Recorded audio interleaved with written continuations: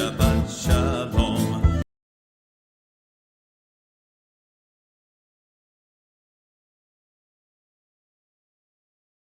Shabbat Shalom. Que coisa boa estar aqui novamente com vocês.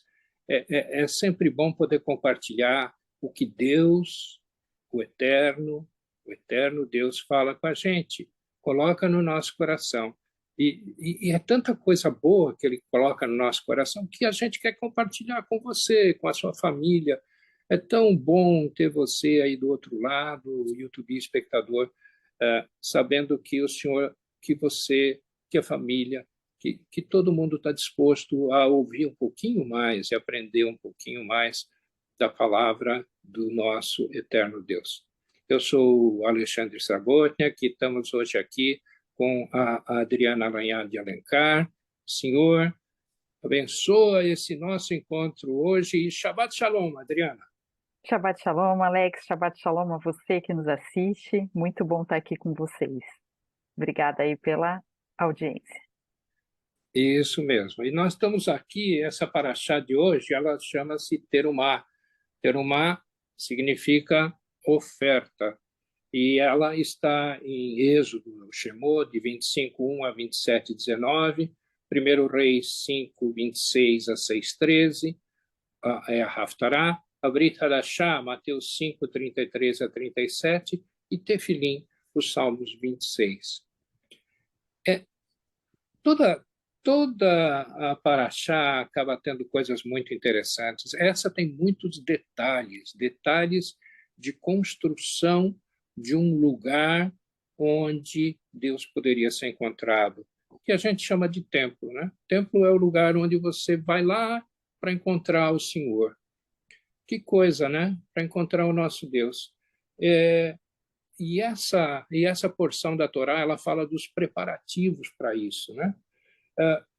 Começa assim no 25:1, né? Então falou o Senhor a Moisés, dizendo: Fala aos filhos de Israel que me tragam uma oferta alçada de todo homem cujo coração se mover voluntariamente, dele tomareis a minha oferta alçada. Ela começa com uma oferta. Agora, você só pode ofertar se você tem alguma coisa para ofertar, né? E o que nós temos aqui? Deus está preparando a construção de um templo que iria acompanhar o povo durante todo o trajeto deles no deserto, que na época que ele falou isso, eles não sabiam quanto era, mas que hoje nós sabemos que foram 40 anos andando no deserto. Então, esse templo ele tinha que ser um templo portátil, né? Um templo que você montasse e que depois você desmontasse para sair e ir para outro lugar, e depois você montasse de novo. Você consegue imaginar? Não é qualquer. Acho que nunca tinha sido feito nada parecido naquela época, quando muito uma tenda, um negócio assim, mas um templo, um lugar de adoração, um lugar onde você encontra com Deus, nada nem parecido. Tinha que ter uma engenharia extraordinária por trás disso. E Deus proveu tudo. Primeiro, Deus proveu o material, né? Quando o povo saiu do Egito, Deus falou assim: olha, peça a homens e mulheres, tanto você quanto a sua esposa, peçam aos seus vizinhos que lhes deem coisas de valor, que lhes deem material, coisa de valor. E aqui Deus detalha quais são essas coisas de valor que foram necessárias para construir esse templo. Que coisa! Deus pensa em tudo, Deus pensa em tudo. Ele não pensou só no material, não. Porque aí, se você vai no versículo 9, Shemot 25:9, conforme tudo que eu te mostrar para modelo do tabernáculo e para modelo de todos os seus móveis, assim o fareis. Deus fez um projeto completo. Deus é um Deus de detalhes. Ele se importa com cada detalhe do templo, mas se importa com cada detalhe da nossa vida também. Ele se importa com tudo que acontece conosco. Não é só uma parte das coisas. Não. Deus se importa com tudo que acontece com você, comigo, com a Adriana, com a nossa família. Deus se importa. E ele falou assim: esse é o projeto. E aí, mais um pouquinho para frente, em Shemot 31:1, Depois falou o Senhor a Moisés, dizendo: Eis que eu tenho chamado por nome a Bezalel, filho de Uri, filho de Ur, da tribo de Judá, e o enchi do Espírito de Deus, de sabedoria e de entendimento e de ciência em todo artifício. Deus proveu os profissionais para fazer isso. Quer dizer, Deus proveu o material, Deus proveu o projeto, todos os detalhes, Deus proveu as pessoas e proveu uma coisa a mais. Deus encheu as pessoas importantes desse projeto, que coordenariam esse projeto, do espírito dele. Só com o espírito dele é que eles iam conseguir montar tudo isso. Você já imaginou Deus entregando para você um projeto na sua mão? Às vezes você pode falar assim: mas eu não entendi direito isso aqui. Não, mas ele te deu o espírito para você ir lá ler, falar assim: Deus queria falar isso. Então, é isso aí que Deus proveu. Ele proveu tudo para a construção desse templo portátil que iria acompanhar o povo de Israel durante essa caminhada pelo deserto. Adriana, você não fica impressionada com essas coisas? Fico, Alex. Nossa, que incrível, né? Como Deus é detalhista e passando para eles cada detalhe de como queria que fosse esse templo. Eu comparo até quando o Noé foi fazer a arca, que Deus também deu cada detalhe, cada tamanho, cada elemento que precisava. E a gente fica pensando, nossa, Deus pensa em tudo isso, né? Ele é o grande arquiteto aí do universo, ele que criou todas as coisas e nos criou, né? E ao mesmo tempo que ele falava com Moshe ali, dando esses detalhes para que Moshe passasse para o povo, hoje em dia a gente não tem esse templo itinerante, nem o templo lá de Israel, mas nós que cremos em Yeshua somos o templo do Ruach HaKadosh, desse Espírito de Deus. Assim como Deus naquela época também deu o seu Espírito, dando sabedoria a eles para fazer, mas hoje ele dá esse Espírito para nós. E esse Espírito nos dá a sabedoria para cumprirmos aquilo que ele quer nas nossas vidas, né?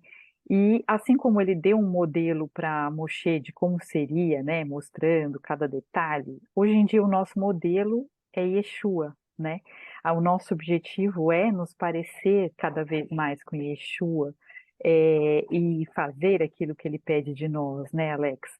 Então eu vejo que hoje o meu sacrifício, a oferta nossa não é tanto só uma oferta material, mas é ofertar o meu coração, ofertar um sacrifício de louvor, não é mesmo?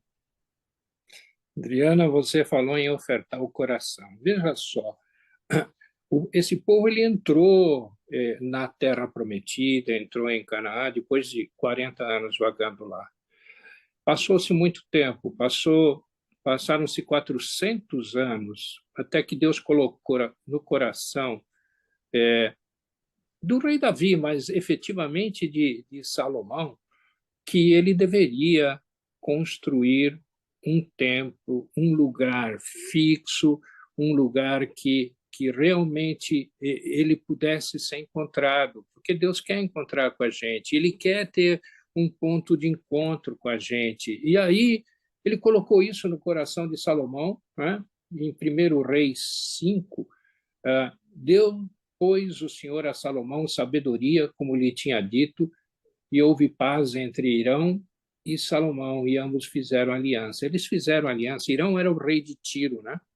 E eles fizeram uma aliança para a construção desse templo. O rei de Tiro ele ia prover não só material, como também mão de obra. Uma parte da mão de obra, 30 mil pessoas, era da parte de Israel. Só que os restantes de 183.600, ou seja, 153.600 pessoas, eram pessoas que vinham de Tiro para extrair o material, para transportar o material, para montar as coisas. Era algo impressionante. Eu fiquei pesquisando um pouquinho, puxa, 180 e tantas mil pessoas. É muita Será que gente, tem empresa que tem? Não é muito, não? é Não muito. tem, será empresa com tantos funcionários? Eu conheço empresa com 10, com 50, com 100, com 500, com 1.000, com 10 mil, Mas eu fui pesquisar, aí 180 mil. 180 mil pode ser empresa como a Google, conhecem a Google?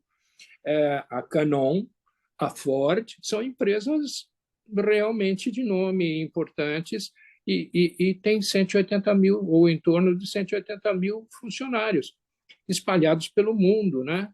Mas aí não, aí eram 180 mil pessoas trabalhando num espaço de, sei lá, 200 quilômetros, porque a distância entre Tiro e Jerusalém eram 200 quilômetros, um pouco menos talvez disso. Só que era um terreno todo inóspito, né? Tinha despenhadeiros, montanhas, tinha deserto, tinha lodaçal, tinha tudo que você quisesse encontrar, você encontrava lá floresta cerrada. Era isso. Uau, Hoje, para você ter uma ideia, para se movimentar de Tiro até Jerusalém, foi construída uma estrada que tem 450 quilômetros. Por quê? Porque não dava para ir por lá, por aquele pedaço lá de 200 quilômetros. E, ok, mas Salomão não ia fazer esse negócio, mas Deus falou para ele assim, veja só que coisa legal, em 1 Reis 6, versículo 11, começa assim, então veio a palavra do Senhor a Salomão, falando pessoalmente, Deus falando pessoalmente com Salomão, dizendo: quanto a esta casa que tu edificas, ele estava construindo já essa casa, estava preparando já essa casa. Se andares nos meus estatutos, essa palavrinha se é uma palavrinha danada. Se andares nos meus estatutos e fizeres os meus juízos e guardares todos, não é 10%, 20%, 99%, não, 100%, todos os meus mandamentos, andando neles, confirmarei para contigo a minha palavra, a qual falei a Davi teu pai, e habitarei no meio dos filhos de Israel, e não desampararei o meu povo de Israel. Deus falou assim: olha, voltem-se para mim, e eu vou cuidar de vocês de uma maneira extraordinária. Ele faz isso. Esse Deus é um Deus maravilhoso. A gente não sabe ao certo quanto tempo demorou essa construção. Dizem que foi mais que 7 anos, só que a dedicação do templo foi feita 20 anos depois que o templo começou a ser construído. Uau! Tudo para ter um ponto de encontro com Deus. Diana, eu gosto de fazer pergunta chata, né? E o que você entende disso? olha, Alex, eu acho que você explicou muito bem toda essa parte. Eu entendo que Deus quer ter um relacionamento mesmo com a gente até hoje, né? Ele quer habitar, né, conosco, ele quer ter essa relação conosco. E você falou bem, de guardar os mandamentos, né? Não é que, então eu creio em Deus e acabou. Não, se eu creio em Deus, eu guardo, eu creio e eu sigo os mandamentos dele, né? Tem um versículo da Brit Hadashah que fala, que Yeshua fala, aquele que me ama guarda os meus mandamentos, né?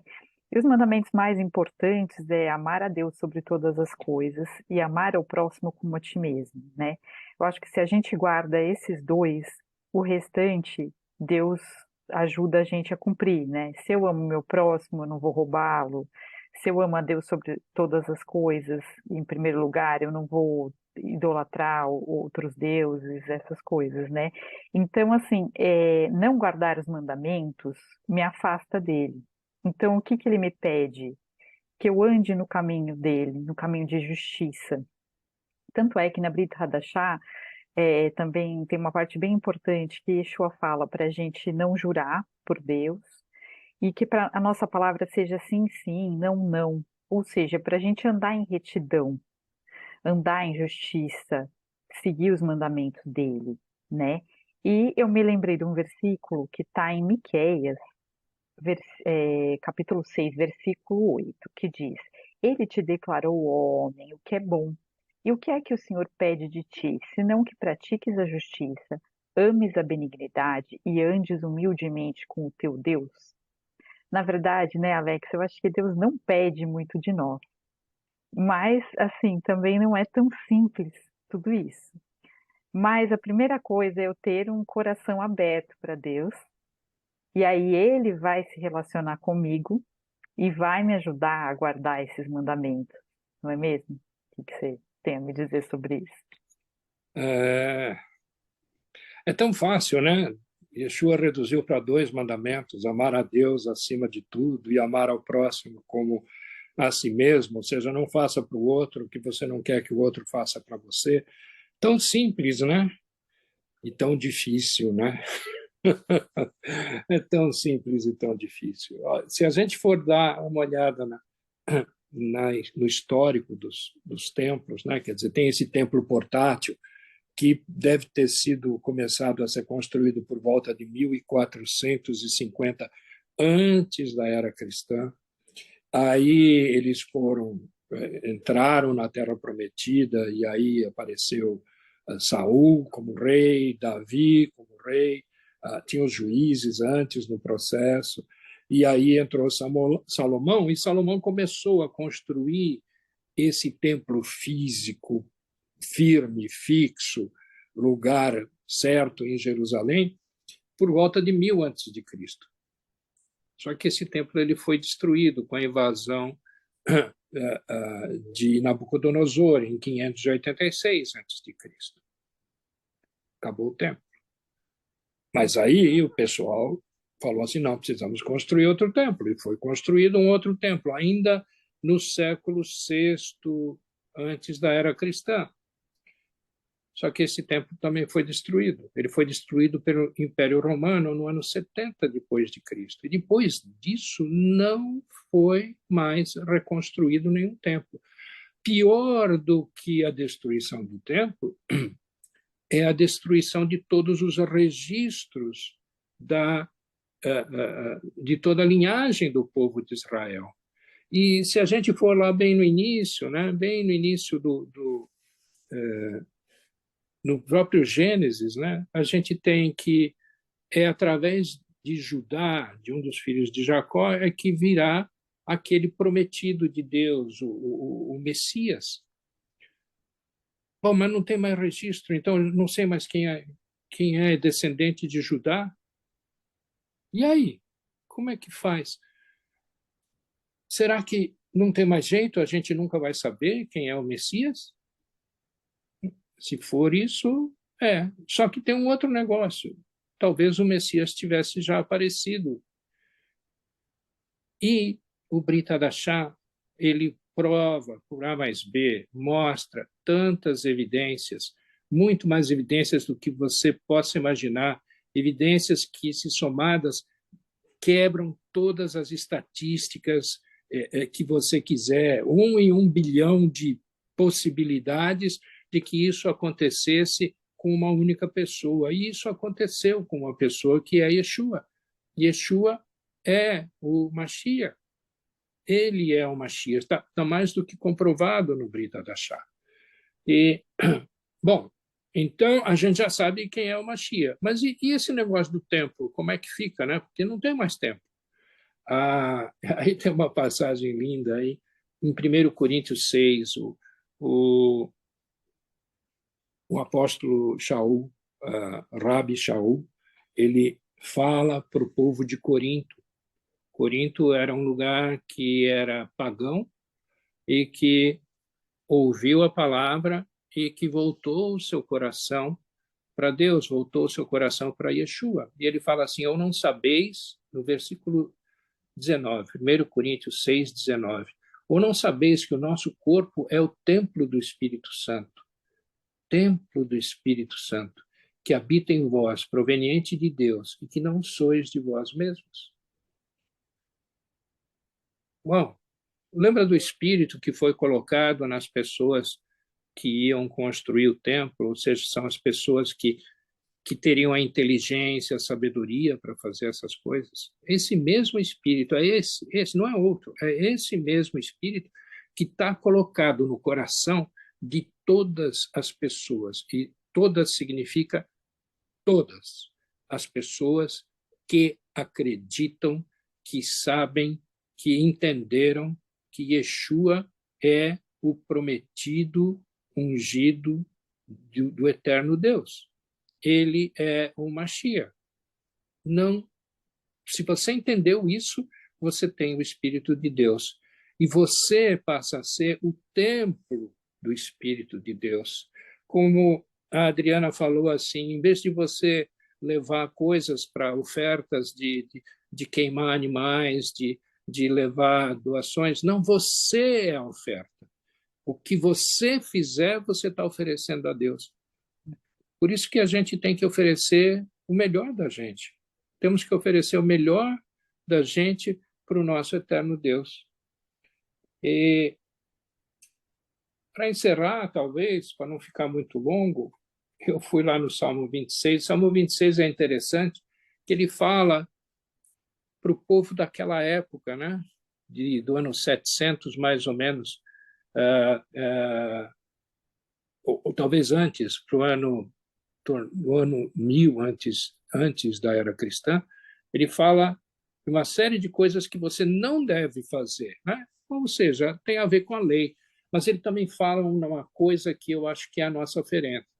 Lavo, no versículo 6 do Salmo 26, lavo as minhas mãos na inocência, e assim andarei, Senhor, ao redor do teu altar, para publicar com voz de louvor e contar todas as tuas maravilhas. Senhor, eu tenho amado a habitação da tua casa e o lugar onde permanece a tua glória. Hoje nós somos o lugar onde permanece a glória de Deus, porque Ele está conosco, é o Espírito de Deus que está conosco. Amém. E nós só podemos agradecer isso.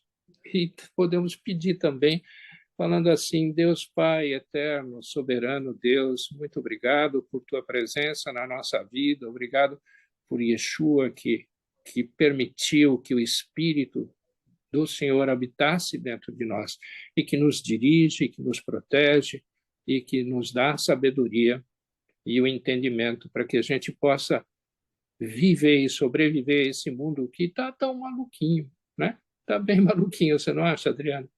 Tá mesmo, Alex. Mas É, graças a Deus que Deus nos ajuda aí. isso aí. Então, a gente quer que cada um de nós, da nossa família, da sua família, você pessoalmente, tenha uma paz no coração. É o shalom que só Yeshua pode dar. Shabbat shalom para cada um de vocês. Shabbat shalom, pessoal.